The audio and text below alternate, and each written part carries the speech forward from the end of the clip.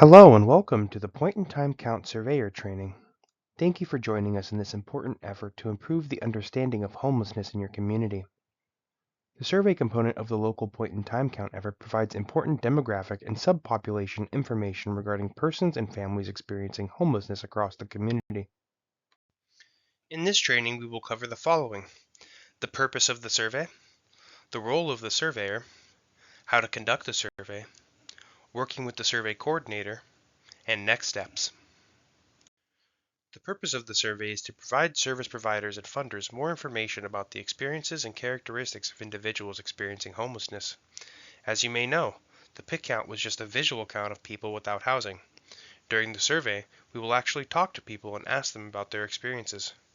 We are asking you to conduct these surveys so that we can get the most accurate data possible from a diverse group of people experiencing homelessness.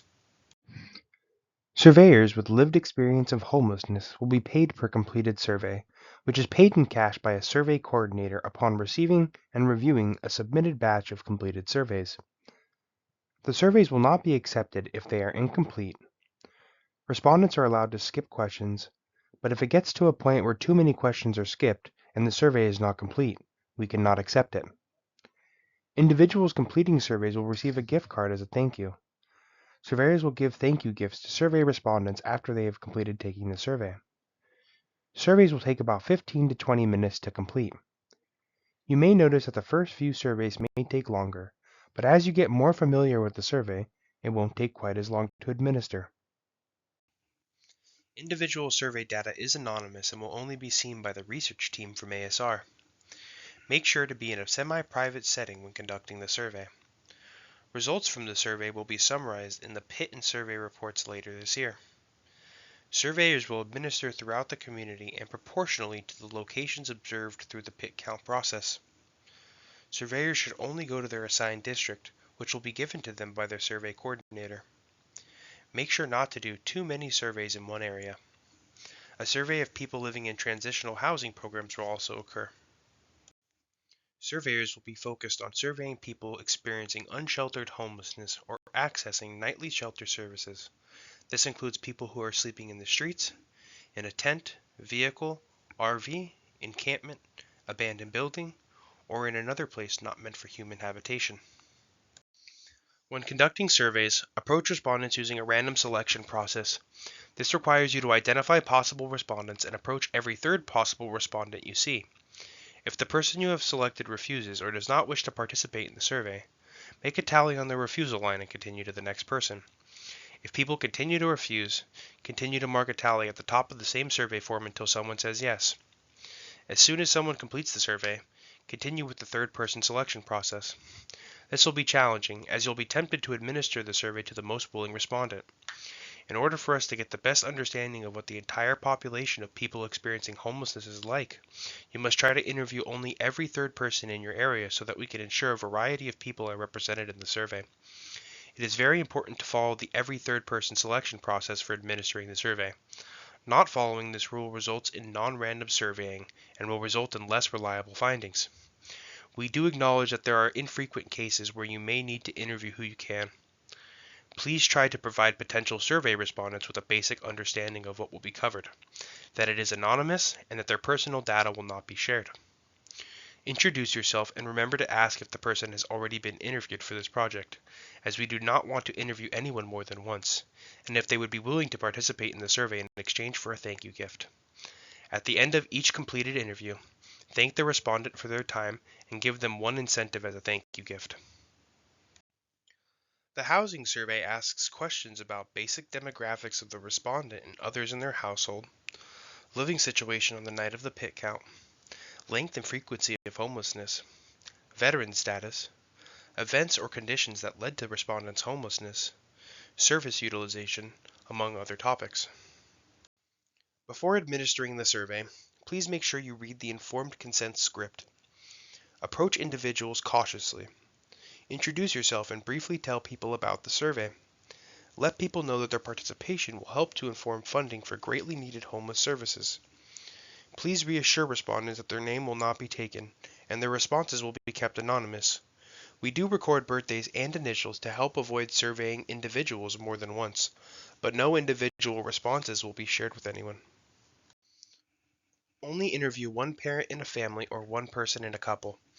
There should not be an issue if you're selecting every third person in the random manner described.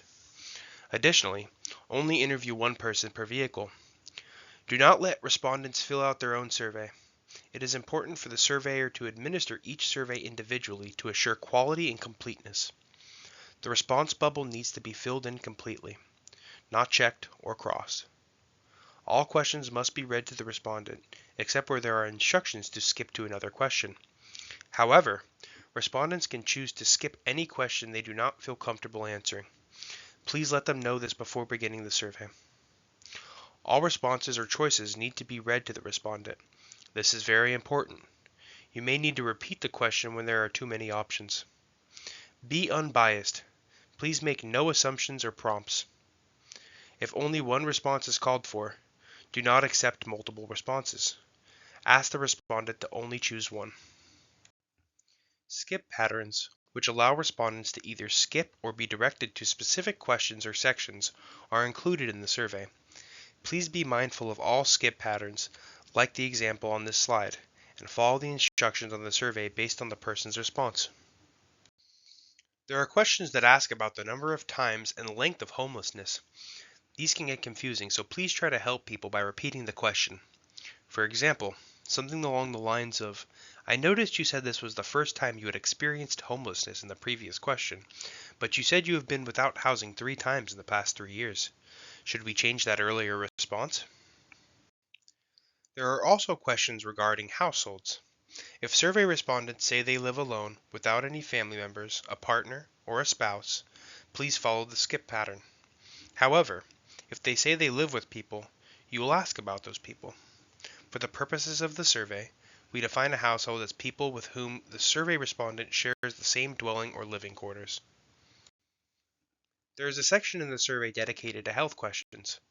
Please ask respondents about each condition, and then ask if it prevents them from maintaining work, living in stable housing, or taking care of themselves. It is important to ask and fill out both sets of questions if the respondent is willing. Please be sure to fill out all the fields and questions, including the date and neighborhood where the survey was conducted. Please fill in bubbles completely. No X's, no check marks.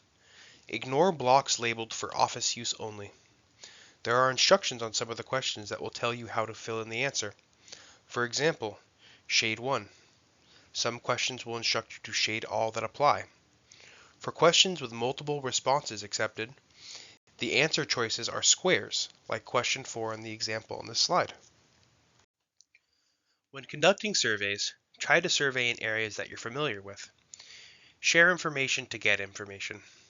Introduce yourself and briefly tell people about the survey. Let people know that their participation will help to inform funding for greatly needed homeless services.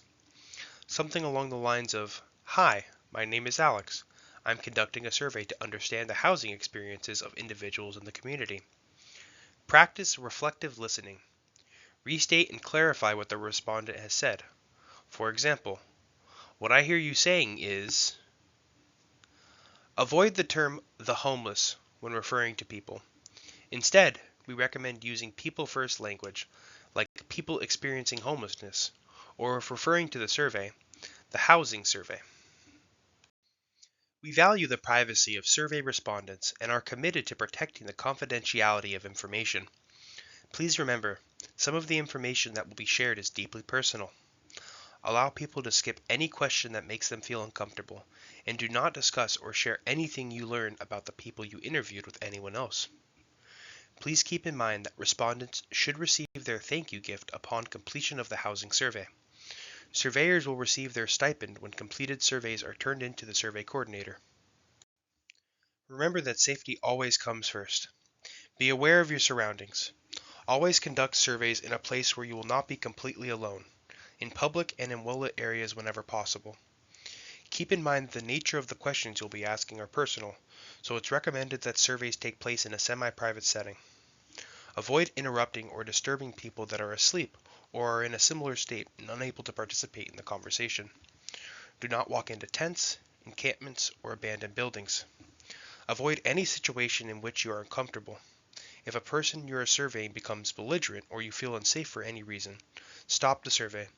Please feel free to end the survey and walk away. Call 911 if you are in any danger.